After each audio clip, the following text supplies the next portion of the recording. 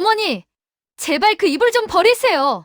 며느리의 날카로운 목소리가 복도 끝까지 울려 퍼졌습니다. 친구들 오늘 온다니까요. 저 이불 냄새 집안에 다 배잖아요. 저는 그 이불을 40년을 함께한 그 낡은 자수 이불을 가슴에 꼭 안았습니다. 손이 떨렸습니다. 파킨슨 때문인지 아니면 며느리의 저 차가운 말투 때문인지 알 수 없었습니다. 이 이불이 촌스러운 거구나. 그 생각이 머리를 스치는 순간 눈앞이 흐려졌습니다. 어떻게 된 일인지 지금부터 이야기 시작해 보겠습니다. 이야기 시작 전에 구독과 좋아요는 이야기 제작에 큰 힘이 됩니다. 오늘도 복 받으세요. 아침 햇살이 작은 방 안으로 스며들었습니다. 저는 늘 하던 대로 이불을 천천히 개기 시작했습니다.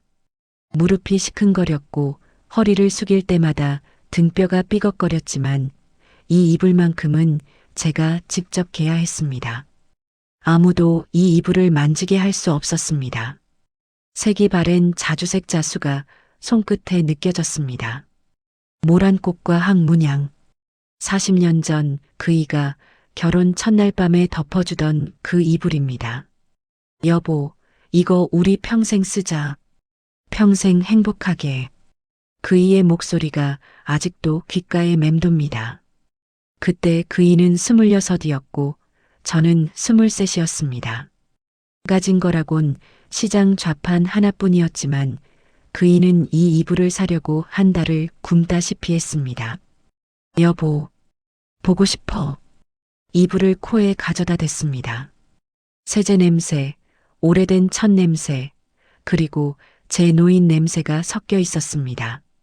며느리가 그렇게 싫어하는 그 냄새였습니다. 하지만 제게는 이 냄새가 이 이불이 지난 40년의 전부였습니다. 이불 한쪽 귀퉁이에는 작은 얼룩이 있습니다. 20년 전 그이가 심장마비로 쓰러졌을 때 흘린 피였습니다. 병원으로 실려가기 전 그이는 제 손을 꼭 잡고 이 이불을 가리켰습니다. 순자야, 이 이불 참 이야기가 많네. 항상 옆에서 잠들고 싶었는데 그게 마지막 말이었습니다. 그 후로 20년. 저는 하루도 빠짐없이 이 이불을 덮고 잤습니다. 겨울이든 여름이든 상관없었습니다. 이 이불 속에 그이가 있었으니까요. 어머니, 주무셨어요? 문이 벌컥 열리며 며느리 지연이가 들어왔습니다. 노크도 없었습니다. 3년 전부터 그랬습니다. 며느리는 제 이불을 힐끗 보더니 코를 찡그렸습니다. 아주 살짝 하지만 저는 알 수 있었습니다. 어머니, 오늘 제 대학 동창들 집들이 온대요. 점심때쯤. 그래. 알았어. 그런데 어머니. 며느리는 잠시 머뭇거리더니 제 이불을 손가락으로 가리켰습니다. 그 이불, 오늘만 좀 치워주실 수 있으세요? 냄새가 좀. 친구들한테 오해 살까 봐요. 치워달라고? 이불을 어디에 치우라는 거니? 그냥 장롱 안에 넣어두시면 되잖아요. 아니면 베란다에 널어두시거나요. 며느리의 목소리는 부드러웠지만 그 말투 속에는 거부할 수 없는 압박이 깔려 있었습니다. 지연아, 이 이불은 말을 꺼내려다 멈췄습니다. 며느리에게 이 이불 이야기를 해봐야 이해할까요? 시장 좌판에서 그이와 함께 흘린 땀, 아들을 낳던 날. 그이가 이 이불로 저를 감싸 안아주던 일, 그이가 마지막으로 이 이불을 만지던 순간을. 이 이불은 내 시아버지가. 네, 알아요. 오래된 거잖아요. 그러니까 오늘만 치워달라는 거예요. 제발요, 어머니. 며느리는 제 말을 끊고 나가버렸습니다.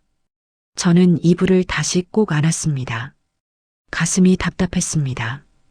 이 집도 내 집인데, 내 방인데. 2시간 뒤 현관문이 열리며 여자들의 웃음소리가 들려왔습니다. 와, 지연아. 집 진짜 예쁘다. 언니, 여기 신축이에요? 며느리의 목소리가 들렸습니다. 평소보다 한 톤 높았습니다. 아니에요. 시어머니 명의 집이에요. 저희가 모시고 사는 거죠. 효분에 진짜 요새 시어머니 모시고 사는 며느리가 어디 있어? 에이 뭐 힘들죠. 힘들다고? 저는 방문 틈으로 거실을 살짝 엿봤습니다. 며느리는 명품 가방을 든 친구들에게 집안을 구경시켜주고 있었습니다. 시어머니가 오래된 이불을 쓰셔서 냄새가 좀 날 수도 있어요. 제가 말씀드려도 안 버리시더라고요. 어머, 요새 좋은 이불 많은데. 사드리지 그래. 사드렸죠. 근데 안 쓰세요. 그냥 옛날 거만 고집하시니까. 며느리의 목소리에 짜증이 묻어났습니다. 저는 조용히 문을 닫았습니다. 가슴이 철렁 내려앉았습니다. 내가 민폐였구나. 손님들이 간 저녁 며느리가 제 방으로 들어왔습니다. 얼굴이 딱딱하게 굳어 있었습니다. 어머니, 응? 그 이불 진짜 좀 버리세요. 며느리의 목소리가 차가웠습니다. 낮에 친구들 앞에서 망신당한 게 화가 났나 봅니다. 오늘 친구들이 다 알았잖아요. 저 진짜 창피했어요. 지연아, 이 이불은 알아요. 시아버지 유품이시죠. 그래도 너무 오래됐잖아요. 40년이나 됐으면 이제 버려야죠. 며느리의 목소리가 점점 커졌습니다. 새 이불 사드릴게요. 비싼 거로요. 제발 그것 좀 버리세요. 우리도 이 집에 사는데 저희 체면도 좀 생각해 주세요. 체면. 저는 아무 말도 할 수 없었습니다. 그저 이불을 꼭 껴안고 있을 뿐이었습니다. 며느리는 한숨을 크게 쉬고 나갔습니다. 문을 쾅 닫는 소리가 방 안을 울렸습니다. 저는 그날 밤 이불을 덮고 누워 천장을 바라봤습니다. 여보, 나 어떻게 해야 돼? 이 이불이 그렇게 촌스러운 거야? 내가 잘못 살고 있는 걸까? 눈물이 주르륵 흘러내렸습니다. 이불에 눈물이 스며들었습니다. 복도 밖에서 며느리와 아들의 대화가 들려왔습니다. 당신 어머니 진짜 답답해. 이불 하나 버리라는데 왜 저렇게 고집이셔? 엄마가 원래 그래. 그냥 놔둬.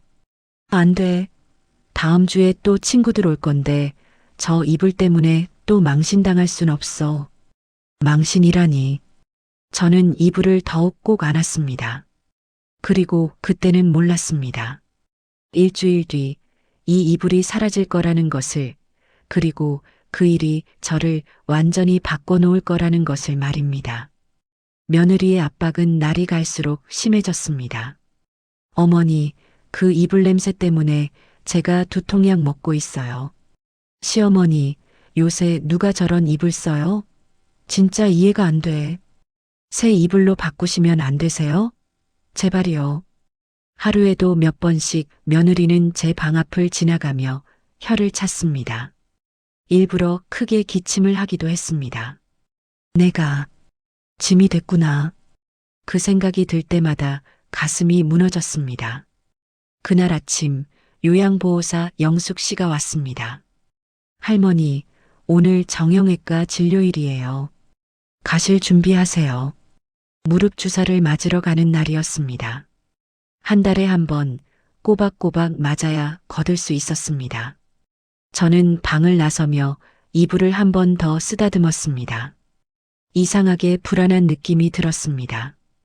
왜 이렇게 마음이 불편하지? 현관을 나서는데 며느리가 거실 소파에 앉아 핸드폰을 보고 있었습니다. 제가 나가는 것을 힐끗 보더니 고개를 돌렸습니다. 그때 며느리의 눈빛, 무언가 결심한 듯한 그 표정이 지금도 잊히지 않습니다.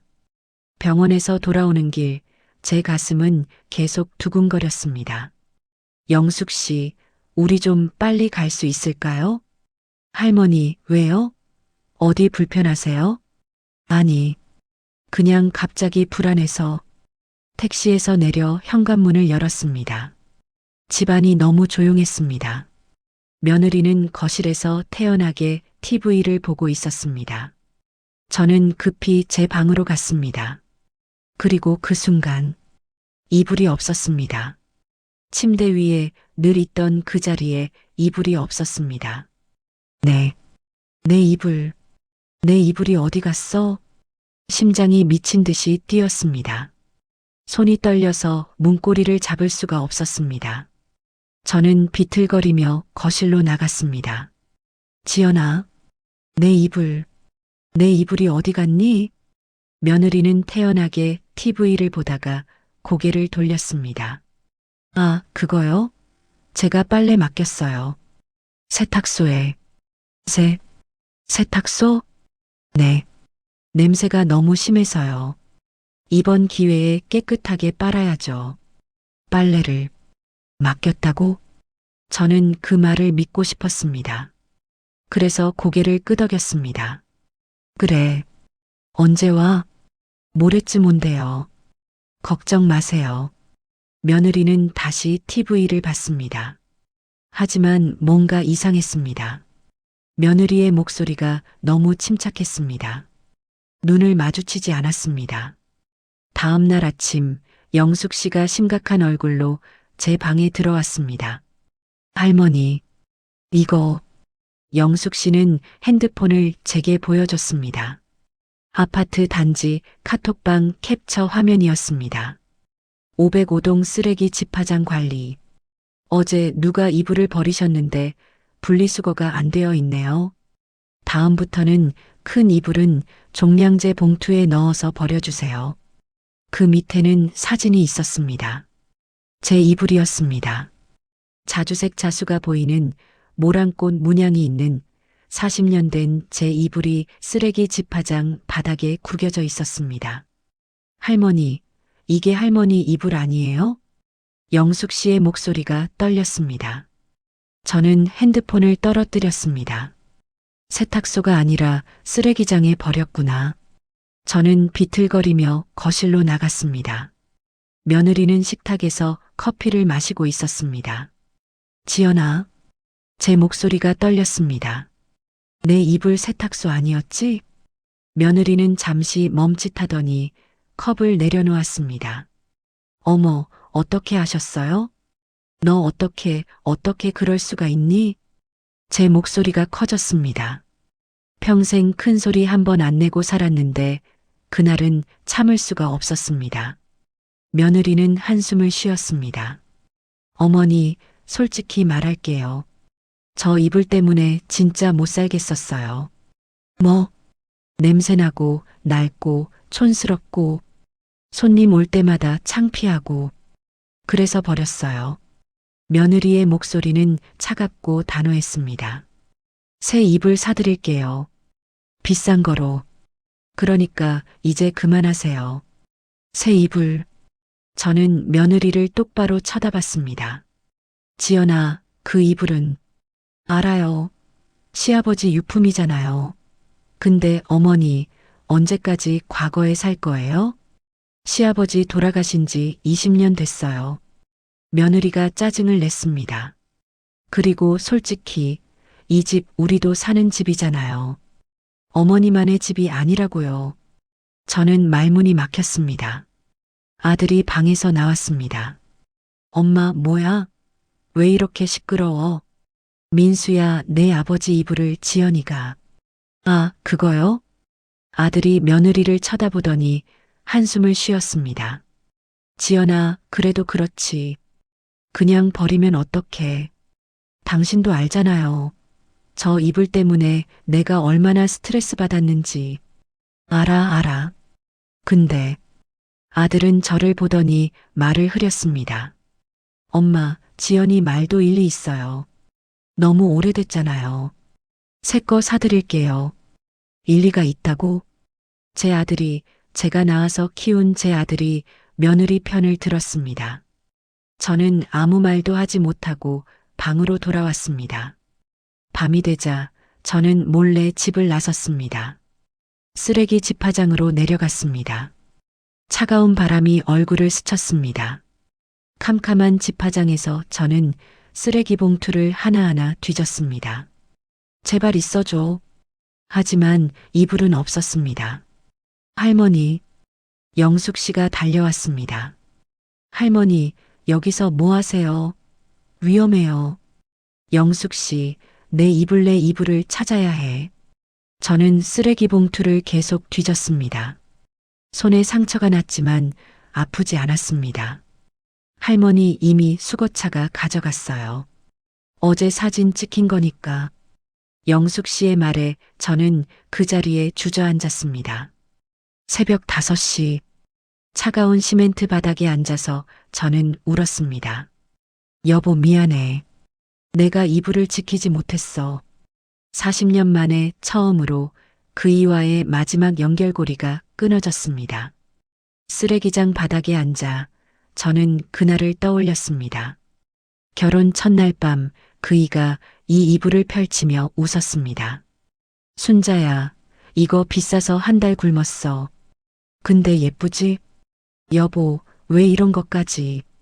우리 평생 이거 덮고 행복하게 살자. 약속이야. 아들을 낳던 날 그이는 이 이불로 저를 감싸 안아줬습니다. 순자야, 고생했어. 우리 아들 낳았어. 사업이 어려워 밤새 울던 날 그이는 이 이불을 덮어주며 말했습니다. 괜찮아. 우리 함께 이겨내자. 그리고 마지막 날, 심장마비로 쓰러지며 그이가 이불을 가리켰습니다. 그게 마지막이었습니다. 20년간 저는 그 약속을 지켰습니다. 하지만 이제 그 약속이 깨졌습니다. 영숙 씨가 저를 부축해서 집으로 돌아갔습니다. 방에 들어와 침대에 누우니 이불이 없는 빈 공간이 너무 차가웠습니다.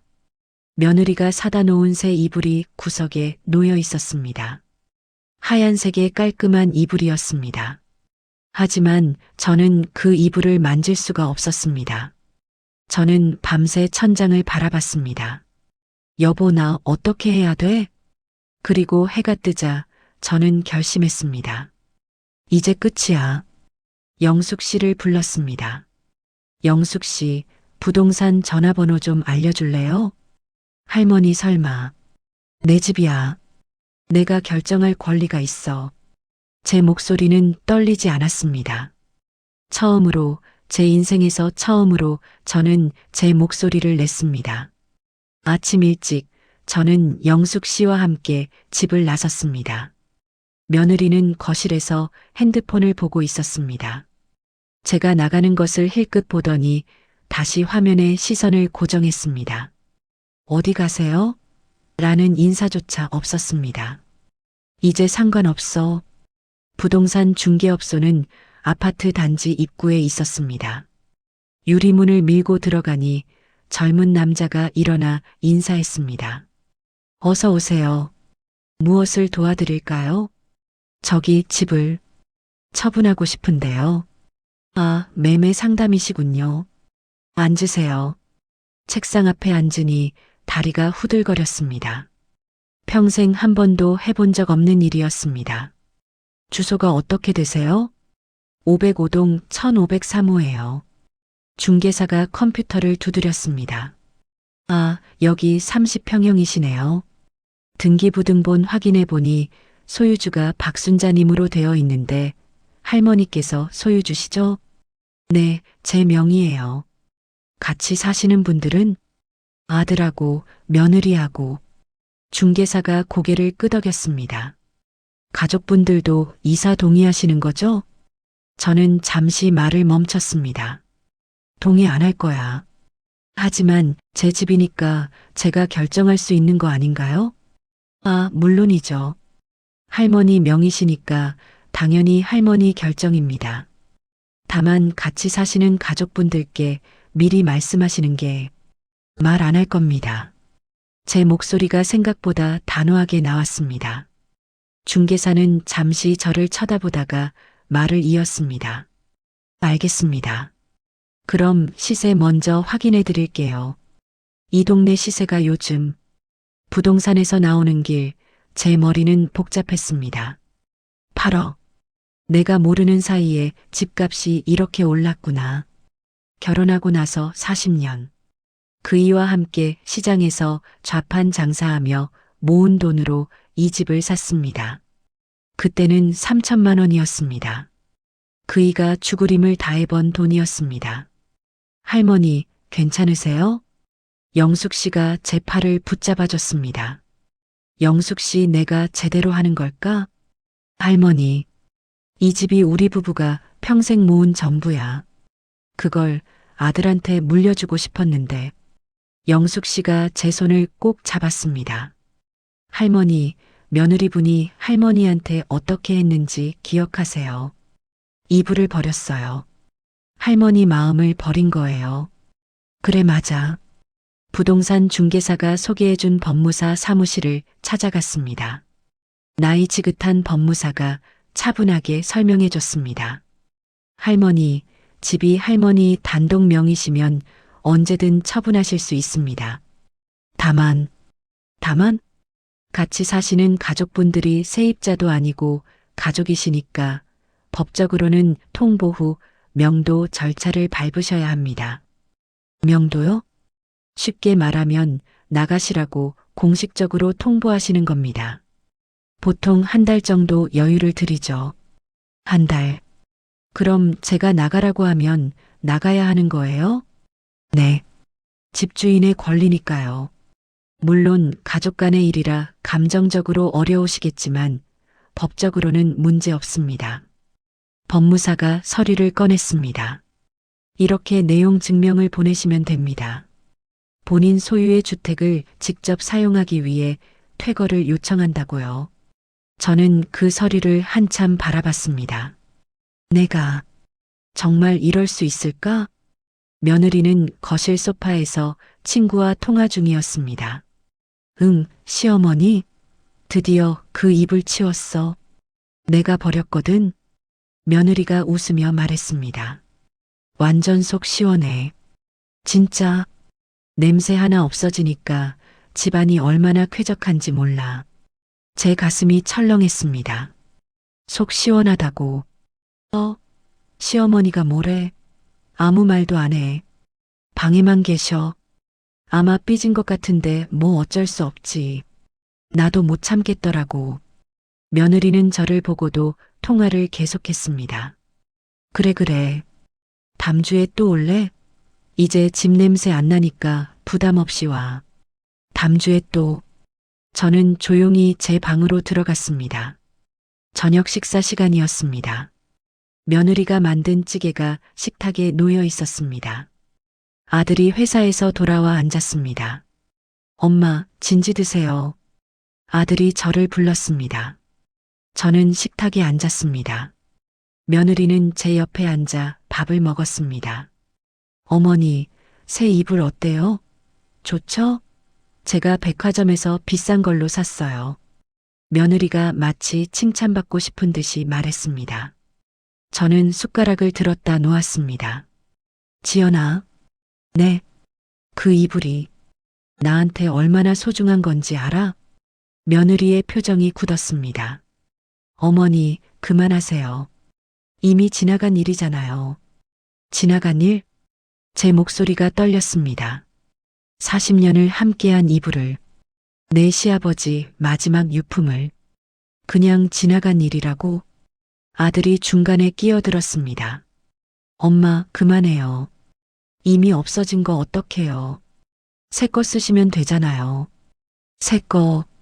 저는 숟가락을 내려놓고 일어났습니다. 나 배 안 고파. 에휴, 엄마. 왜 또 그러세요? 아들이 짜증스럽게 말했습니다. 며느리는 아무 말 없이 밥을 먹었습니다. 방에 누워 저는 천장을 바라봤습니다. 며느리가 사다 놓은 새 이불이 여전히 구석에 놓여 있었습니다. 저는 그냥 얇은 담요만 덮고 있었습니다. 여보, 나 잘하고 있는 거 맞지? 그의 얼굴이 떠올랐습니다. 결혼 첫날 그이가 제 손을 잡고 말했습니다.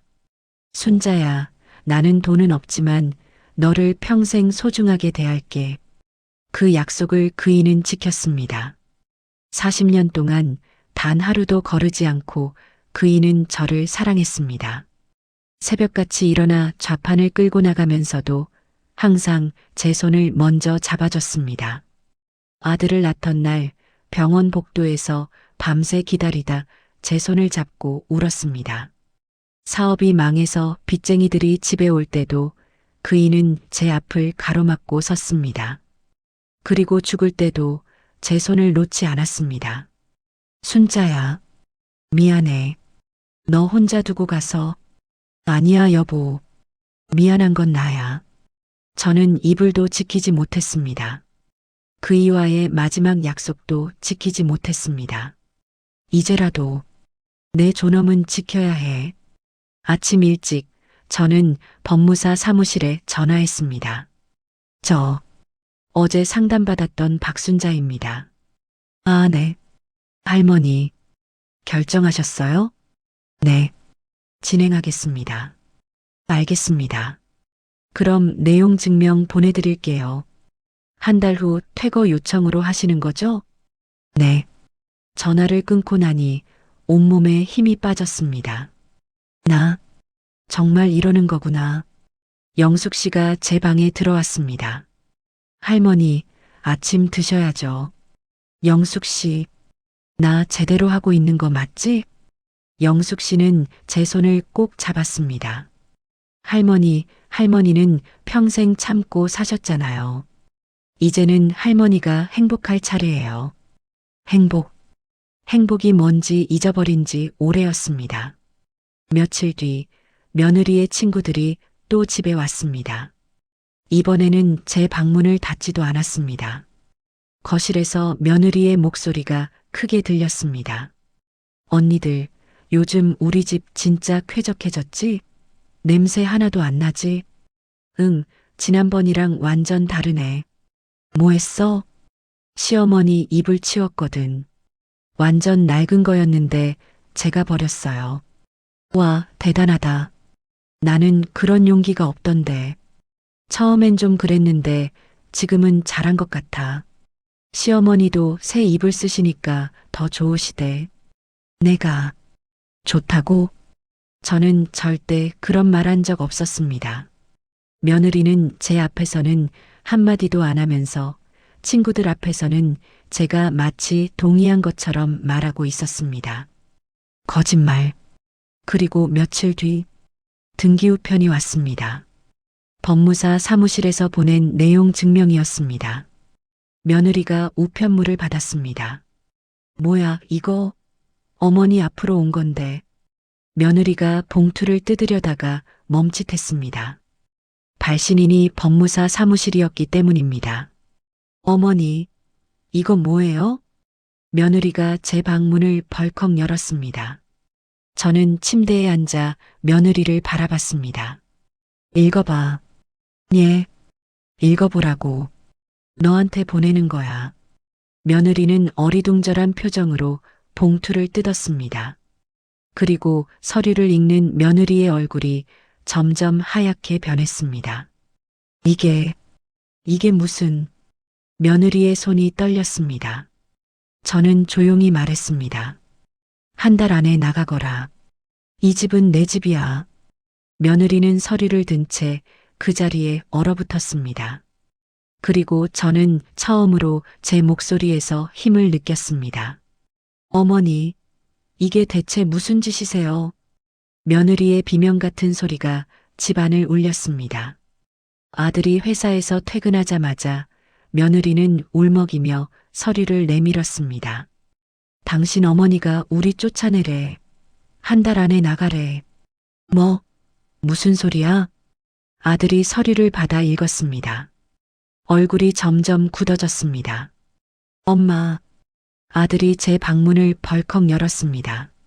저는 침대에 앉아 창밖을 바라보고 있었습니다. 엄마, 이게 뭐예요? 정말 우리 쫓아내시려는 거예요? 그래. 제 대답은 짧았습니다. 왜요? 대체 왜 이러시는 거예요? 물어볼 게 뭐가 있니? 내 와이프한테 물어봐. 아들은 며느리를 쳐다봤습니다. 며느리는 눈물을 흘리고 있었습니다. 하지만 그 눈물이 제게는 하나도 와닿지 않았습니다. 어머니, 제가 잘못했어요. 입을 버린 거 정말 잘못했어요. 며느리가 무릎을 꿇었습니다. 제발 용서해 주세요. 다시는 안 그럴게요. 제가 너무 생각이 짧았어요. 저는 며느리를 내려다봤습니다. 지금 와서? 지연아, 너 입을 버리고 나서 친구들한테 뭐라고 했지? 예, 속 시원하다고 했지. 집이 쾌적해졌다고 했지. 며느리의 얼굴이 하얗게 질렸습니다. 어머니, 그건 나한테는 사과 한마디 없이 친구들한테는 자랑했어. 내가 동의한 것처럼 거짓말했고, 제가 정말 잘못했어요. 며느리가 흐느꼈습니다. 하지만 저는 더 이상 마음이 움직이지 않았습니다. 지연아, 너는 내가 얼마나 아팠는지 몰라. 쓰레기장에서 밤새 이불을 찾던 내 마음을 몰라. 어머니, 40년이야.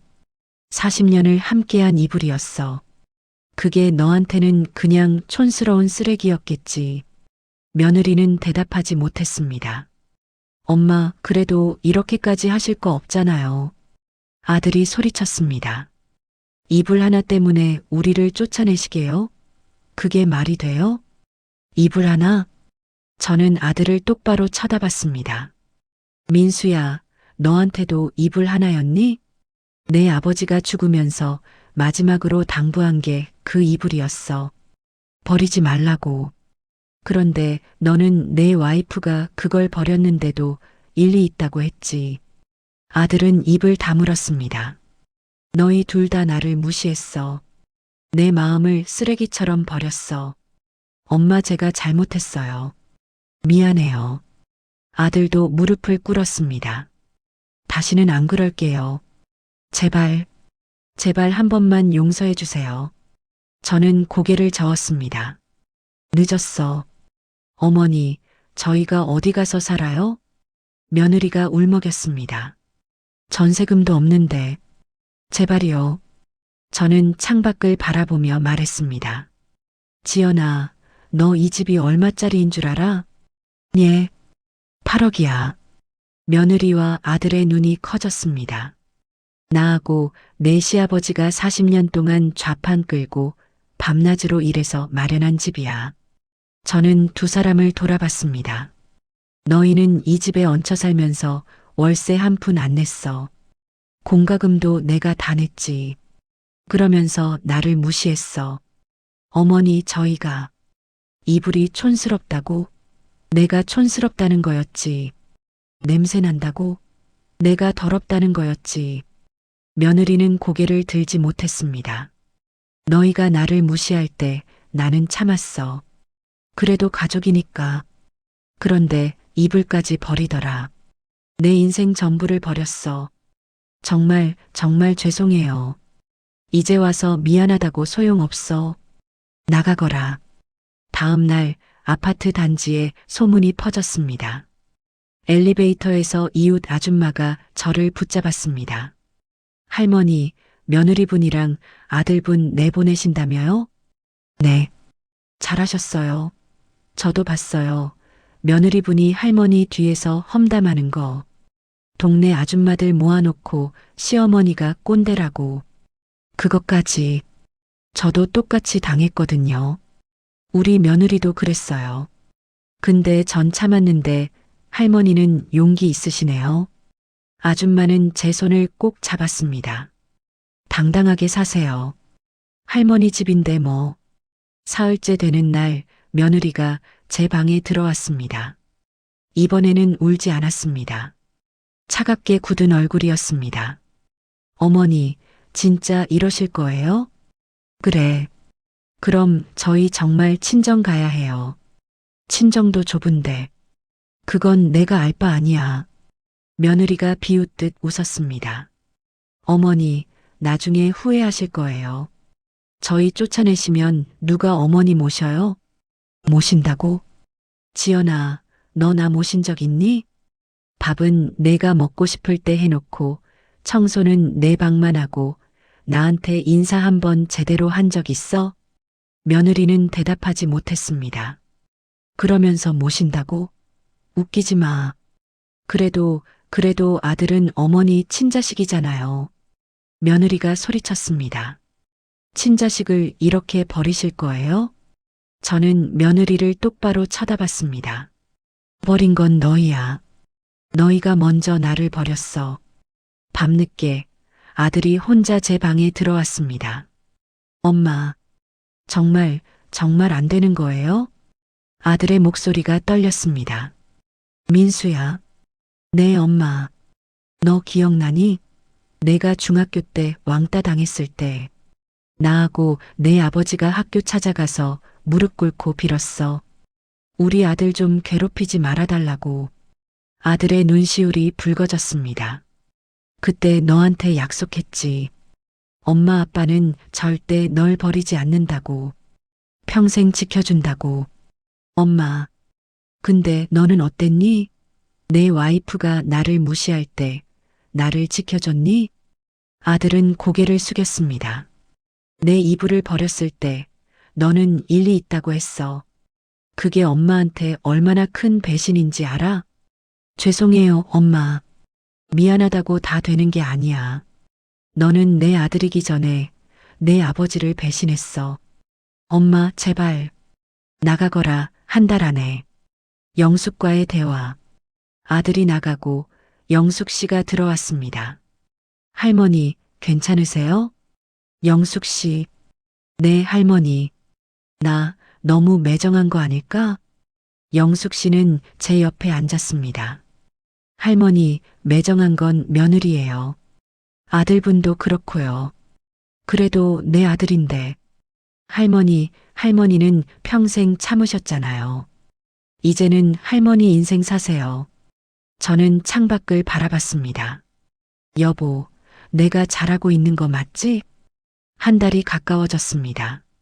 며느리와 아들은 짐을 싸기 시작했습니다. 거실에 박스들이 쌓였습니다. 며느리는 저를 볼 때마다 차갑게 쏘아봤습니다. 아들은 눈도 마주치지 않았습니다. 이제 정말 끝이구나. 며느리가 마지막으로 제 방문을 두드렸습니다. 어머니, 나중에 후회하셔도 저희 안 돌아와요. 그래, 알았어. 혼자 사시다가 외로우셔도 저희한테 연락하지 마세요. 안 할게. 며느리는 문을 쾅 닫고 나갔습니다. 저는 창밖을 바라보며 중얼거렸습니다. 이제 진짜 혼자구나. 그런데 이상했습니다. 무서울 줄 알았는데 마음이 편했습니다. 오히려 숨통이 트이는 느낌이었습니다. 한 달 뒤, 며느리와 아들이 집을 나가는 날이었습니다. 이삿짐 센터 직원들이 짐을 날랐습니다. 저는 제 방에서 그 광경을 지켜봤습니다. 아들이 마지막으로 제 방문 앞에 섰습니다. 문을 두드리지는 않았습니다. 엄마, 그동안 감사했습니다. 그게 마지막 말이었습니다. 저는 대답하지 않았습니다. 현관문이 닫히는 소리가 들렸습니다. 그리고 고요. 40년 만에 제 집에 완전한 고요가 찾아왔습니다. 저는 거실로 나갔습니다. 텅 빈 거실. 소파도 식탁도 TV도 다 가져갔습니다. 원래 며느리가 들여온 것들이었으니까요. 하지만 이상하게 마음이 개운했습니다. 영숙 씨가 옆에 섰습니다. 할머니, 괜찮으세요? 응, 괜찮아. 저는 처음으로 웃었습니다. 영숙 씨, 우리 소파 하나 살까? 네, 할머니. 같이 가요. 그날 밤, 텅 빈 거실 한가운데 저는 앉아 있었습니다. 쓸쓸했을까요? 아니었습니다. 오히려 자유로웠습니다. 더 이상 눈치 볼 사람도 제 촌스러움을 숨길 필요도 없었습니다. 저는 제 방으로 돌아가 구석에 놔둔 새 이불을 꺼냈습니다. 며느리가 사다 놓은 그 이불. 한참을 만지작거리다가 저는 그 이불을 펼쳤습니다. 여보, 미안해. 하지만 이제 이걸로 살아야 할 것 같아. 새 이불을 덮고 누웠습니다. 부드럽고 깨끗했지만 낯설었습니다. 그 이의 냄새가 나지 않았습니다. 하지만 괜찮았습니다. 저는 이제 제 인생을 살아갈 것이니까요. 창밖으로 달이 밝게 떠 있었습니다. 여보, 나 이제 괜찮아. 혼자서도 잘 살 수 있을 것 같아. 그렇게 중얼거리고 저는 눈을 감았습니다. 처음으로 마음 편히 6개월 후 창밖으로 봄바람이 불어왔습니다. 저는 작은 베란다에서 화분에 물을 주고 있었습니다. 장미, 제라늄, 페투니아. 며느리가 있을 때는 꿈도 못 꿨던 일이었습니다. 할머니, 점심 드세요. 영숙 씨가 부엌에서 불렀습니다. 네, 영숙 씨가 이제 저와 함께 살고 있습니다. 제가 부탁했습니다. 그리고 매달 월급을 드리고 있습니다. 혼자 사는 게 외로울까봐 걱정했는데 영숙 씨와 함께 사니까 오히려 더 편했습니다. 눈치 볼 필요도, 제 방 문을 닫고 숨을 필요도 없었습니다. 저는 거실 소파에 앉았습니다. 제가 고른 낡지만 편한 소파였습니다. 며느리가 좋아하던 그 비싼 가죽 소파가 아니었습니다. 할머니, 오늘 복지관에서 노래 교실 있는 날이에요. 가실 거죠? 그래야지. 오늘 트로트 배운대. 저는 웃었습니다. 6개월 전만 해도 상상도 못했던 일입니다. 밖에 나가서 사람들을 만나고 노래를 부르고 웃는 일. 며느리와 살 때는 집 밖으로 나가는 것조차 눈치가 보였습니다. 복지관에서 돌아오는 길, 아파트 엘리베이터에서 이웃 아줌마를 만났습니다. 할머니, 혼자 사시니까 어때요? 괜찮으세요? 네, 잘 지내요. 영숙 씨랑 같이 살아서 더 편해요. 아이고, 다행이네.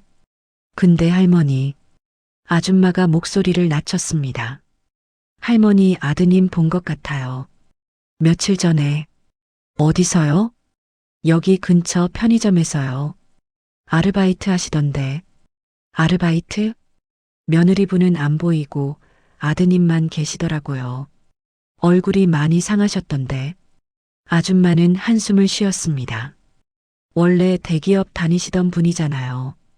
그런데 아르바이트를. 저는 아무 말도 하지 못했습니다. 밤의 고민.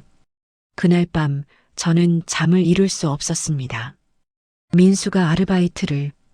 결혼 20년 만에 대기업에 입사했던 아들이었습니다. 그이가 살아계셨다면 얼마나 자랑스러워했을까요? 그런 아들이 지금 편의점에서 아르바이트를 하고 있다니. 내 탓일까? 아니었습니다. 제가 집에서 내보낸 게 잘못이 아니었습니다. 아들과 며느리가 저를 무시하고 제 인생 전부였던 이불을 버린 게 잘못이었습니다. 하지만 그래도 가슴 한편이 아팠습니다. 여보, 내가 너무 매정했나? 다음 날 저는 혼자 그 편의점을 찾아갔습니다. 영숙 씨한테도 말하지 않았습니다. 편의점 유리문을 밀고 들어갔습니다. 그리고 아들을 봤습니다. 어서 오세요. 아들은 저를 보지 못한 채 인사했습니다. 파란색 편의점 유니폼을 입고 머리는 헝클어져 있었습니다. 얼굴에는 수염이 자라 있었고 눈 밑에 다크서클이 짙었습니다. 저는 과자 하나를 집어들고 계산대로 갔습니다. 아들이 바코드를 찍다가 제 얼굴을 봤습니다. 엄마, 시간이 멈춘 것 같았습니다. 아들의 눈이 흔들렸습니다. 어서 오십시오. 1,500원입니다. 아들은 감정을 억누르며 기계적으로 말했습니다.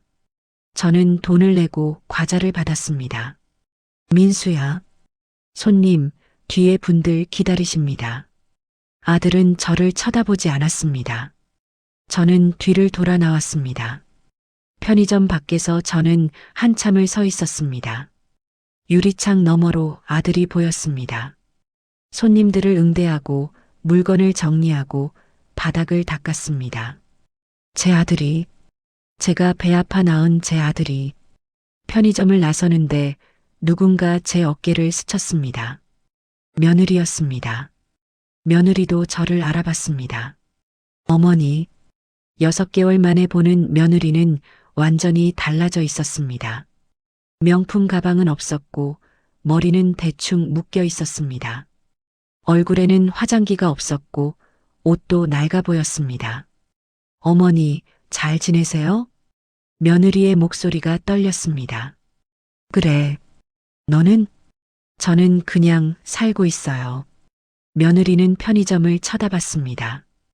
민수 봤죠? 회사 그만뒀어요. 제 친정에 얹혀 살면서 출퇴근하니까 너무 힘들어서 지금은 제 친정 빌라에서 살아요. 방 하나짜리. 친정 부모님이랑 같이요. 며느리가 웃었습니다. 쓴웃음이었습니다. 저 파트타임으로 일해요. 마트 계산원이요. 명품 가방 다 팔았어요. 전세금 모으려고요. 근데 턱없이 부족해요. 서울은 너무 비싸요. 며느리가 저를 쳐다봤습니다. 어머니, 저 정말 잘못했어요. 그때 왜 그랬는지 지금 생각하면 제가 미친 것 같아요. 어머니 이불. 그게 얼마나 소중한 건지 이제야 알 것 같아요. 며느리의 눈에서 눈물이 떨어졌습니다. 저도 지금 친정 어머니 낡은 이불 덮고 자요. 빨래 냄새 나고 해져 있는 거요. 근데 그게 가장 따뜻해요. 저는 며느리를 바라봤습니다. 지연아, 네 어머니. 늦었어. 며느리의 얼굴이 무너졌습니다. 네 알아요. 제가 너무 늦게 깨달았죠. 며느리는 고개를 숙이고 편의점 안으로 들어갔습니다. 저는 그 뒷모습을 한참 바라봤습니다. 집에 돌아왔습니다. 영숙 씨가 저녁을 준비하고 있었습니다. 할머니, 어디 갔다 오셨어요? 오래 걸리셨네요. 응, 그냥 좀 돌아다녔어. 저는 소파에 앉았습니다. 머리가 복잡했습니다. 아들의 초라한 모습, 며느리의 눈물, 그들의 고통. 내가 너무 심하게 한 걸까? 할머니, 괜찮으세요? 얼굴이 안 좋으신데. 영숙 씨, 나 아들 봤어. 예. 저는 영숙 씨에게 모든 것을 말했습니다. 영숙 씨는 한참 듣더니 제 손을 잡았습니다. 할머니, 후회되세요? 모르겠어. 가슴이 아파. 할머니가 잘못하신 거 없어요. 그래도 내 아들인데. 할머니, 그 아들분이 할머니한테 뭐 해드렸어요? 할머니가 이불 찾으러 쓰레기장에서 오실 때 그분은 어디 계셨어요? 저는 대답할 수 없었습니다. 할머니는 당당하게 사세요. 할머니 인생이에요. 며칠 뒤 집 우편함에 편지가 있었습니다. 며느리의 편지였습니다. 어머니께. 편지를 열었습니다. 어머니, 지연입니다. 먼저 정말 죄송하다는 말씀드리고 싶어요. 저는 어머니 이불을 버리면서 어머니 인생을 버렸어요. 40년의 사랑을, 추억을, 그 모든 걸 쓰레기처럼 버렸어요. 지금 저는 친정 어머니랑 좁은 방에서 살아요. 어머니가 저한테 얼마나 관대하셨는지 이제야 알았어요. 친정 어머니는 제게 매일 잔소리하세요. 내가 시어머니한테 잘했어야지. 내가 잘못했어. 어머니, 저 용서 구하려는 거 아니에요. 이미 용서받을 자격도 없다는 거 알아요. 다만 제가 정말 잘못했다는 거, 그리고 어머니가 촌스러운 게 아니었다는 거, 그걸 말씀드리고 싶었어요. 어머니 이불이 촌스러웠던 게 아니라 제 마음이 촌스러웠어요. 부디 건강하세요. 머느리 지연 올림. 저는 편지를 읽고 또 읽었습니다. 눈물이 흘렀습니다. 그날 밤 저는 다시 쓰레기장으로 내려갔습니다. 6개월 전 그곳에서 밤새 이불을 찾던 기억이 떠올랐습니다. 쓰레기장 구석, 분리수거함 뒤편에 무언가 걸려 있었습니다. 가까이 가보니 제 이불 조각이었습니다. 아주 작은 조각, 손바닥만한 크기, 자주색 자수 중 모란꽃 한 송이가 수놓아진 부분이었습니다. 이게 어떻게 저는 그 조각을 주워 가슴에 안았습니다. 여보, 조금이라도 돌아왔어. 6개월 만에 그이와의 마지막 연결고리를 다시 찾았습니다. 집으로 돌아와 저는 그 이불 조각을 깨끗이 빨았습니다. 그리고 작은 액자에 넣었습니다. 제 방 벽에 걸었습니다. 여보, 이제 이렇게라도 함께 할게. 영숙 씨가 옆에 섰습니다.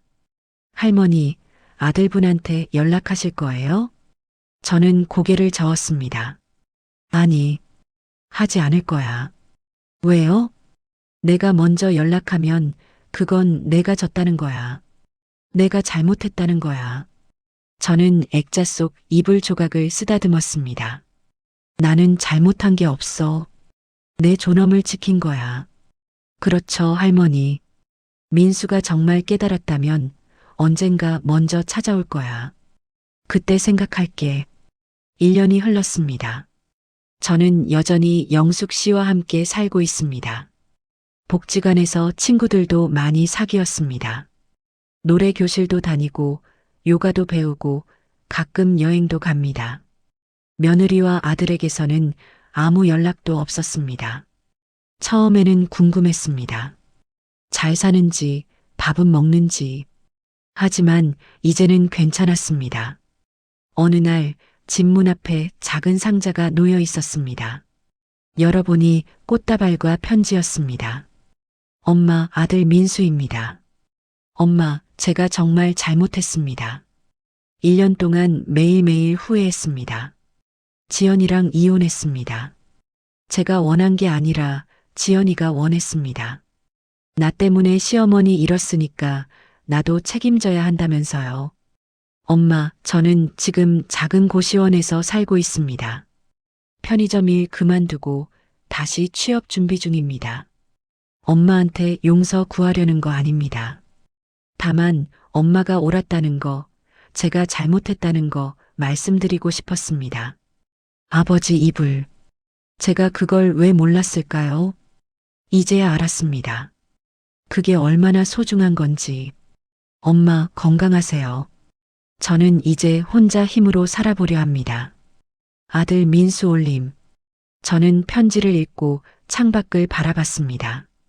눈물이 났습니다. 하지만 전화하지 않았습니다. 민수야, 내가 정말 깨달았다면 직접 찾아와야지. 편지로는 부족해. 마지막 장면. 그날 저녁 저는 벽에 걸린 이불 조각을 바라봤습니다.